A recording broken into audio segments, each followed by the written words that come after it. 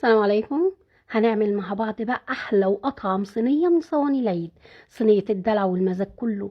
طعمها احلى كمان من اللي بناكلها في المحلات. كبده، كلاوي، صدق وقلب وكفته كمان. كل ده موجود معانا في صينيه النهارده بطعم. اول مره هتدوقيه وتجربيه هتعملي منه كمان احلى سندوتشات بالطحينه التحفه دي. ورشه بقى من الليمون والكزبره او البقدونس، طعمه تحفه. معايا هنا انا مجهزه نص كيلو من كل حاجه، من الكلاوي والقلب على بعض نص كيلو، ونص كيلو من الكبده، ونص كيلو من اللحمه المفرومه، ونص كيلو من الصدوق. ممكن كمان مش هنستخدم الكميات كلها. هنبتدي نحضر الكفته مع بعض.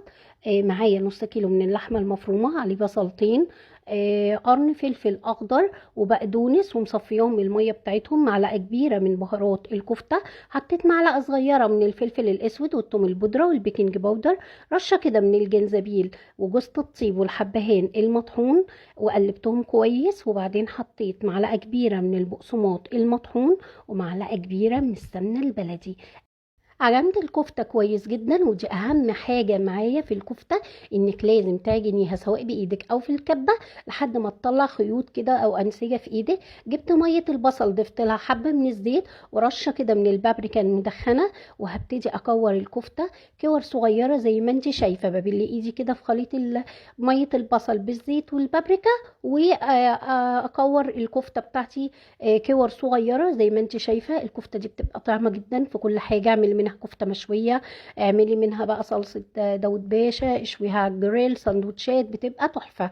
جبت بقى نص كيلو الكبدة، اهم حاجة تشيلي القشرة بتاعتها زي ما شفتي عشان ما تبقاش مجلدة. بقطعها شرايح طولية، وبعد كده ببتدي اقطعها صفيري كده، شرايح رفيعة خالص، زي الكبدة الاسكندراني كده.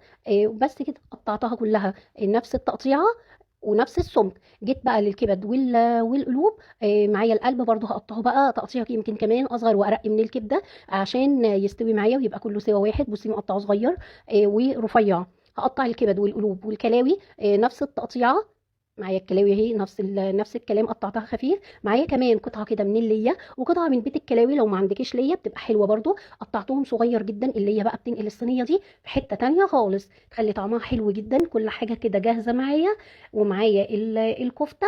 هبتدي بقى احضر التتبيله اللي هستخدمها معايا في الكبه. قرن فلفل اخضر، معلقه كبيره حلوه كده محترمه من الثوم المفروم او معلقه ونص، عصير ليمونه كبيره.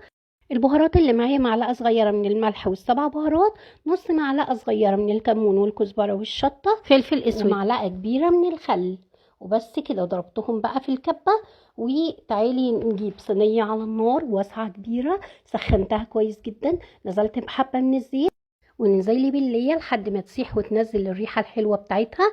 بعد كده حمرت الصدوق وشلت الصدوق ونزلت اول حاجه بالكلاوي وسبتها كده 3 دقايق. وبعد كده نزلت بالقلوب وبرده هشوحها كده زي ما انت شايفه. واول ما تتشوح وتبقى معايا تغير لونها، هغطي عليهم 5 دقايق بالظبط، وهوسع كده على جنب وهنزل بالكفته. هحمر الكفته بتاعتي ومش هاجي ناحيتها خالص لحد ما تاخد لون من تحت. بعد كده هتقدري تقلبيها زي ما انت عايزه، متقلقيش خالص مش هتتفكك. اول ما هتغير لونها خلاص هبتدي عادي اقلبها زي ما انت شايفه كده. هنا مقطعه بقى بصلايه كبيره، مقطعاها جوليان رفيع زي ما انت شايفه. هشوحي البصل كويس بقى وقلبي، ما تقلقيش خالص من الكفته عمرها ما هتفك. غطيت عليها وسبت البصل يدبل معايا 5 دقايق. كل حاجه هنزل بيها هصبر عليها واديها حقها في التشويح، وهغطي واسيبها 5 دقايق. وسعت بقى ونزلت بالكبده. هسيبها مش هاجي ناحيتها ولا هقلبها.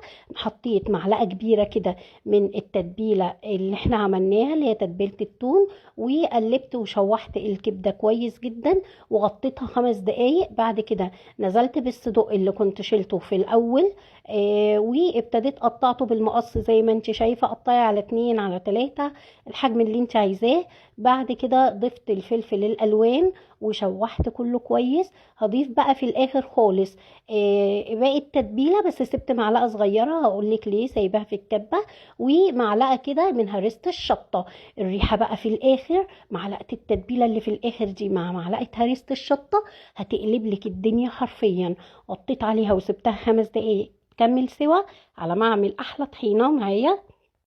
زي ما قلت لك كنت سايبه في الكبه معلقه صغيره من التتبيله، ضفت لها معلقتين من الطحينه، معلقتين كبار من الزبادي، عصير ليمونه كبيره ومعلقه من الخل، نص معلقه كده من الكمون والكزبره والشطه، وظبطت الملح ضربتهم في الكبه بقوا معايا بالقوام الحلو دوت. هزينهم كده بحبه من زيت الزيتون ورشه من البابريكا او الشطه زي ما تحبي. وهنا خلاص صينيتي كانت استوت ولمت عليا الدنيا، مش قادره اقول لك الريحه كانت عامله ازاي. طلعت كل الولاد من اماكنهم. انت بقى الحركه دي بقى مش اساسيه، بس بجد بالنسبه لي ضروريه. هعصر عصره الاول، هغمس كده رغيف العيش، هغمس العيش كله في الكبده، وبعد كده هعصر عليها عصره ليمونه ورشه كده من البقدونس. وهنا جهزت العيش بتاعي. العيش ده بيبقى طعمه خطير، شارب كل بقى طعم الطعم الرائع دوت. انا مش قادره اقول لك طعم ايه، هو طعم كبده على كلاوي على صدق على كفته، كل اللي بتتمنيه. ده احلى سندوتش واحلى صينيه بجد بجد، هتجربيها. جربيها بطريقتي، جربيها مش هتندمي، مش هتاخد منك وقت خالص. بجد بجد ولادك هيعشقوها. هتعمليها سندوتشات، هتاكليها بعيش، اعمليها جنبها رز اصفر، كليها زي ما تحبيها. بس هي حلاوتها في سندوتشات كده، سواء عيش بلدي سواء عيش فينو. حطي عليها بقى الطحينه التحفه دي. لو طالعه مصيف كمان ممكن تعمليها، تبقى من الاكلات الحلوه السهله السريعه. عشاء بالليل، جوع اخر الليل، اعمليها في وقت ما تحبي. الولاد بجد هيعشقوها، لانك هتعملي لهم سندوتش في طعم كل حاجه بيحبوها، سواء صدق من الكفته الكبد لكلاوي. كل حاجه الولاد هيحبوها ويعشقوها هيلاقوها في السندوتش ده. بجد جربيه. ولو عجبتك بقى وصفه النهارده، يا ريت ما تنسيش اللايك والشير وتعليق لو بحرف يرفع الفيديو ويوصل لاكبر عدد ويستفيد. دمتم في حفظ الله وامنه، والسلام عليكم ورحمه الله.